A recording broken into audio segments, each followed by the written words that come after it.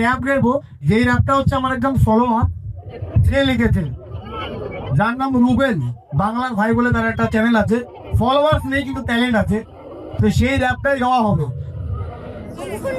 এটা আমি যখন গাবো তখন ওই চোয়া মতো না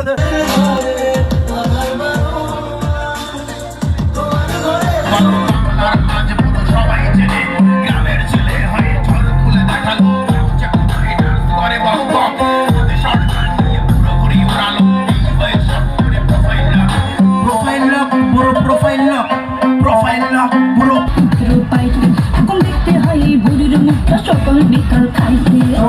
কিন্তু বাড়াবাড়ি